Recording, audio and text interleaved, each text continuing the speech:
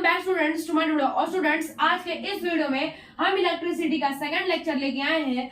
First lecture में हम लोगों ने करंट के बारे में, चार्ज के बारे में, इन सब के बारे में और एमीटर क्या होता है, ये सब के बारे में हम लोगों ने कंप्लीट कर लिया था फर्स्ट लेक्चर के अंदर। अगर आपने नहीं देखा है तो आप पहले वो जाके देखिए। नाउ इन दिस लेक्चर हम लोग पोटेंशियल डिफरेंस यानी वोल्टेज को कंटिन्यू करेंगे। आज के इस लेक्चर में हम लोग वोल्टेज पढ़ेंगे, ओम्स लॉ पढ़ेंगे, रेजिस्टेंस पढ़ेंगे और इन्हीं सब के बारे में हम लोग पढ़ने वाले हैं। तो चलिए शुरू करते हैं आज के इस लेक्चर को। बात करते हैं, सबसे पहला हमारा टॉपिक है पोटेंशियल डिफरेंस। ये पोटेंशियल डिफरेंस क्या होता है, यानी कि वोल्टेज।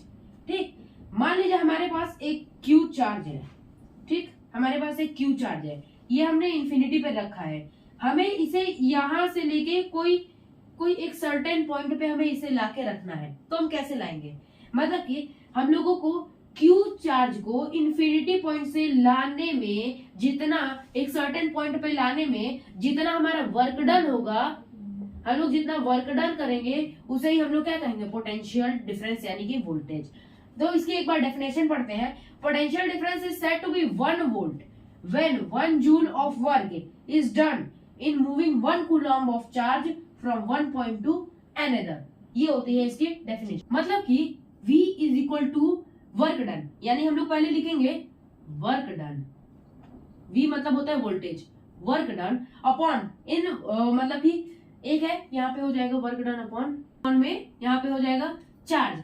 वर्क डन मतलब क्या हो गया, यहाँ पे 1 जूल, इसको हम लोग जूल में लेते हैं, चार्ज को यहाँ पे वोल्ट में लेंगे और यहाँ पे ये वोल्टेज हो गया हमारा। ठीक, 400 कूलम में लेंगे। वर्क डन यानी कि V is equal to W by Q, ये हम लोगों का फॉर्मूला है। V is W by Q, यहाँ पे हम लोगों का ये फॉर्मूला आया। एक बार दोबारा पढ़े, potential difference is said to be 1 volt when 1 joule of work is done. मतलब वर्क डन की यूनिट क्या होती है, 1 जूल। मतलब हमें कितना वर्क करना पड़ा है, वर्क हम लोग किसमें नापते हैं, जूल में, 1 जूल में। From moving 1 coulomb of charge, 1 coulomb of charge from one point to another, एक पॉइंट से दूसरे अनदर पॉइंट पे। जैसे कि ये इंफिनिटी है, इंफिनिटी से हमें कोई सर्टेन पॉइंट पे ले जाना है, उसे कहते हैं। नाउ अब इसको वोल्टेज को हम लोग किसमें नापते हैं, वो वोल्टेज को हम लोग वोल्टमीटर से नापते हैं। वोल्टमीटर एक डिवाइस होता है, वो हमें एक पैरेलल डिवाइस होता है।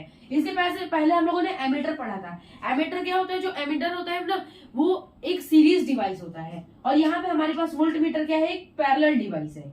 ये क्या करता है, इसकी रेजिस्टेंस वेरी हाई होती है, इसकी रेजिस्टेंस बहुत ही ज्यादा हाई होती है। रेजिस्टेंस क्या होती है, अभी इसी में हम लोग पढ़ेंगे। नाउ कमिंग बैक, अब आते हैं हम लोग ओम्स लॉ पे। हमारा एक Ohm's law board point of view से वेरी इंपॉर्टेंट, बहुत सारे PYQs भी आए हुए हैं। So let's study about this Ohm's law. Ohm's law क्या कहता है, at constant temperature current flowing through a circuit is directly proportional to voltage. मतलब कि V is directly proportional to I। मतलब कि अगर हम लोग कोई एक कंडक्टर है, कंडक्टर में हम लोग कोई स्पेसिफिक मतलब कांस्टेंट टेम्परेचर दे रहे हैं, ठीक, कांस्टेंट टेम्परेचर दे रहे हैं, तो उसमें जो करंट फ्लो होता है वो डायरेक्टली प्रोपोर्शनल होता है वोल्टेज के। जो हम लोगों का करंट फ्लो हो रहा होता है वो वोल्टेज के डायरेक्टली प्रोपोर्शनल होता है। तो यहाँ से हम लोगों का एक फॉर्मूला यहाँ से आ रहा है, V is directly proportional to I। अब देखिए, अब हम लोगों को फॉर्मूला बनाने के लिए तो डायरेक्टली ऐसे डायरेक्टली प्रोपोर्शनल तो नहीं लगाते हैं, तो हम लोगों को इसको इक्वल टू के लाना पड़ता है। मतलब जब भी अगर ये प्रोपोर्शनल हटता है तो हमेशा एक कांस्टेंट आता है, तो I का तो I रहेगा और कांस्टेंट यहाँ पे कौन सा आएगा, R आएगा। R मतलब होता है resistance. V is directly proportional to IR। यहाँ से एक हम लोगों का ये ओम्स लॉ का फॉर्मूला बन गया। वेरी इंपॉर्टेंट फॉर्मूला है, V is equal to IR। इसकी यूनिट क्या होती है, ओम में नापी जाती है इसकी यूनिट। ठीक, V is equal to IR। Now अब आते हैं हम लोग रेजिस्टेंस पे। रेजिस्टेंस क्या होता है, रेजिस्टेंस होता है it is obstruction to flow of charge during a flow of current in a wire. मतलब कि जो कोई एक मान लीजिए कंडक्टर है, कंडक्टर के अंदर एक सर्किट वायर है, उसके अंदर हम लोगों ना चार्ज को फ्लो करवा रहे हैं। हम लोगों का फ्लो मतलब करंट है, उसमें चार्ज फ्लो हो रहा है, तो उसके बीच में जो रुकावट आएगी उसे हम लोग रेजिस्टेंस कहते हैं। मतलब कुछ ना कुछ ऑब्स्ट्रक्शंस आएंगी, जब इलेक्ट्रॉन फ्लो कर रहे होंगे तो उनको एक ऑब्स्ट्रक्ट कुछ ना कुछ करेगी, तो उसी को हम लोग कहते हैं रेजिस्टेंस। तो यहाँ पे एक होता है R is equal to rho L by A, इसे हम लोग कहते हैं रो L बाई ए। अभी हम लोग इसका डेरिवेशन समझेंगे कि इसका डेरिवेशन कैसे होता है। इसका डेरिवेशन आ सकता है, हम लोगों का इंपॉर्टेंट है इसलिए। इसकी यूनिट क्या होती है, इसकी यूनिट होती है ओम। ठीक, यहाँ पे रेजिस्टेंस की यूनिट होती है ओम। नाउ अब हम लोग इसका डेरिवेशन समझते हैं। पहले हम लोग जानते हैं रेजिस्टेंस किन किन चीजों पे अफेक्ट करती है, मतलब किन किन चीजों पे डिपेंड करती है। पहली है लेंथ पे, किस पे, लेंथ पे पहले डिपेंड करती है।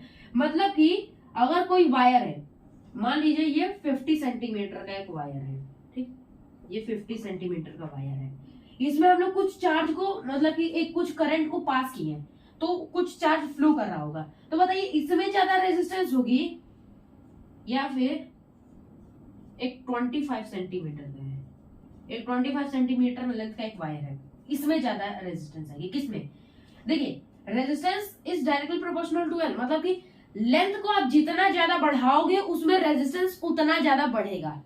मान लीजिए हमारे पास 50 सेंटीमीटर का ये एक वायर है, ये 50 सेंटीमीटर का एक वायर है, इसमें लोगों ने कुछ करंट दिया तो कुछ चार्ज फ्लो कर रहा है, तो इसमें कुछ रेजिस्टेंस होगी, ठीक। अब इसी में मैंने क्या कर दिया, अब मैंने दूसरा वायर लेके आया, दूसरे वायर में मैंने देखा ये मान लीजिए फॉर एग्जांपल 100 सेंटीमीटर का है, 100 सेंटीमीटर का ये एक वायर है। अब इसमें ज्यादा रेजिस्टेंस होगा क्योंकि इसकी लंबाई बढ़ गई, लेंथ इसकी बढ़ गई, तो इसमें चार्ज को ज्यादा टाइम लगेगा बाहर निकलने में, तो ज्यादा रेजिस्टेंस आएगी। सो यहां से हम लोगों को आता है R is directly proportional to L। यहाँ पे इसको एक इक्वेशन 1 मान लेते हैं, ठीक, ये सब इरेज कर दो भाई। R is directly proportional to L। दूसरी एरिया पे डिपेंड करती है। एरिया कैसे, एरिया पे कैसे डिपेंड करती है, मान लीजिए हम लोगों ने ये लेंथ रखा है, ठीक, एरिया की इनवर्सली प्रोपोर्शनल होती है। जितना ज्यादा आप एरिया बढ़ाओगे, जितना ज्यादा आप एरिया यहाँ पे इंक्रीज करोगे उतना ज्यादा रेजिस्टेंस घटेगा, आप रेजिस्टेंस बढ़ाओगे तो एरिया घटेगा, ठीक, मतलब इसके इनवर्सली प्रोपोर्शनल होती है। तो यहाँ पे हम लोगों का एक फॉर्मूला आ गया, R is inversely proportional to area, ये हमारी सेकंड इक्वेशन आ गई, ठीक। तीसरी, यहाँ पे पहले हम लोग इसकी एक, अब इन दोनों से हम लोग इसके फॉर्मूला को डिराइव करेंगे फ्रॉम इक्वेशन 1 एंड 2। हम लोग फर्स्ट और सेकंड इक्वेशन से लिख सकते हैं R is inversely L by A लिख सकते हैं हम लोग, R is inversely proportional to area और डायरेक्टली प्रोपोर्शनल टू लेंथ, ये चीज हम लोग लिख सकते हैं। अब रेजिस्टेंस, ये डायरेक्टली प्रोपोर्शनलिटी, ये प्रोपोर्शनलिटी का सिंबल तो हम लोग फॉर्मूला में लगाएंगे नहीं, तो हम लोग इसके लिए क्या करते हैं, इसको हटाएंगे। अब यहाँ पे देखिए प्रोपोर्शनल का साइन हटेगा, इक्वल टू का साइन आएगा, तो कुछ कांस्टेंट लगाना पड़ेगा, एक कांस्टेंट टर्म लगानी पड़ेगी, तो वही कांस्टेंट टर्म हम लोग रखेंगे रो को, ठीक, रो को, रो L बाई ए। यहाँ से हमारा एक फॉर्मूला आ गया रो L बाई ए, ये बहुत इंपॉर्टेंट फॉर्मूला है, बहुत ज्यादा न्यूमेरिकल्स में ये लगता है। तो यहाँ पे हम लोगों का रेजिस्टेंस का टॉपिक खत्म हुआ, अब आगे हम लोग समझते हैं। नाउ आज के हम लोग लास्ट टॉपिक पे आते हैं, जो कि है रेजिस्टिविटी और रेजिस्टेंस इन सीरीज और पैरेलल, ठीक। रेजिस्टिविटी क्या होती है, रेजिस्टिविटी एक मटेरियल की प्रॉपर्टी होती है to oppose flow of current, मतलब कि मान लीजिए इसमें कुछ करंट फ्लो हो रहा है, तो रेजिस्टिविटी इसमें बताती है कि वो मतलब कितना अपोज करेगी। कंडक्टर की कुछ होती है, सेमीकंडक्टर्स की कुछ होती है, अलॉय की कुछ होती है, जो वाइट कंडक्टर होती है उनकी तो बात ही अलग, और यही होता है इसमें। बाकी अब हम लोग आते हैं, हम लोग तब से नाम ले रहे हैं कि ये सीरीज में है, ये पैरेलल में है, वोल्ट मीटर पैरेलल में था, अमीटर सीरीज में था। ये सीरीज और पैरेलल होता क्या है, तो इसको पहले एक डायग्राम से समझते हैं, ठीक। हम लोग पहले एक सर्किट डायग्राम बनाते हैं, ठीक। मैंने यहाँ से एक बैटरी को कनेक्ट कर दिया, ये ऐसे एक मैंने बैटरी को कनेक्ट कर दिया, और यहाँ से यहाँ पे कुछ रेजिस्टेंस है, ये कुछ रेजिस्टेंस है, ये कुछ रेजिस्टेंस है, 3 हमारे पास रेजिस्टेंस है। यहाँ से मैं 6 वोल्ट की बैटरी को यहाँ से कनेक्ट कर दिया हूँ, 6 वोल्ट की बैटरी है, ये बैटरी है। अब यहाँ से देखिए क्या होगा, सीरीज में जब भी जो करंट जाती है हमेशा क्या होती है, कांस्टेंट होती है।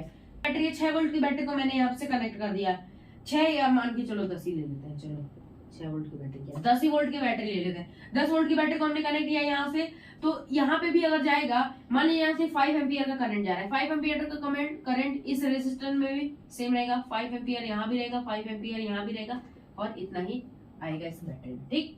ओवरऑल यहाँ पे हो जाएगा 5 एम्पियर, या मतलब कि तीनों रेजिस्टेंस में सेम करंट जाएगा 5 एम्पियर का, ठीक। अगर 10 वोल्ट की बैटरी ले रहे हैं, इसमें वोल्टेज क्या होता है, डिवाइड हो जाता है, वोल्टेज यहाँ पे डिवाइड हो जाता है, मतलब कि आप जितना ज्यादा रेजिस्टेंस को बढ़ाओगे उतना ज्यादा वोल्टेज घटेगा। यहाँ पे ये सीरीज में बात होती है। पैरेलल का एक डायग्राम बताते हैं, यहाँ से एक बैटरी है, ठीक। बैटरी का भी बाद में डिसाइड करेंगे कि कितने वोल्ट की रखेंगे, ठीक। ये इसको अभी रेस कर दें और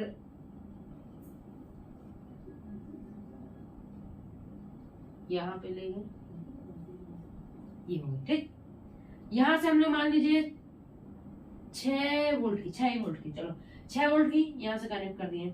यहाँ पे कुछ जाएगी, यहाँ पे कुछ जाएगी। ये R1 रेजिस्टेंस है, ये R2 रेजिस्टेंस है, ये R3 रेजिस्टेंस है। यहां से हमने किया तो कुछ X गई, यहाँ पे Y जाएगी, मतलब तीनों में अलग अलग करंट जाएगा। यहाँ पे वोल्टेज कांस्टेंट रहता है, यहाँ पे आपको वोल्टेज जो आप वो दे रहे हैं वो कांस्टेंट रहेगा, बट करंट डिवाइड हो जाएगा। यहाँ पे कुछ R1 में कुछ करंट जाएगा, R2 में कुछ करंट जाएगा, R3 में कुछ करंट जाएगा, मतलब तीनों में अलग अलग जाएगा। पर जो ओवरऑल जब आएगा वो वापस सेम हो जाएगा। जितना हम लोगों ने X माना था तो X ही वापस उतना आ जाएगा। तो यहाँ पे क्या होगा, more the R less the I, मतलब आप जितना ज्यादा रेजिस्टेंस दोगे उतना ज्यादा करंट गिरेगा। पैरेलल में ये होता है और सीरीज में ये होता है। आपको आई होप आपको समझ में आ गया होगा। तो आज के इस लेक्चर में बस इतना ही। हम लोग मिलते हैं आपसे अगले वीडियो में। तब तक के लिए बाय। लाइक कीजिए, शेयर कीजिए, सब्सक्राइब कीजिए। Thank you.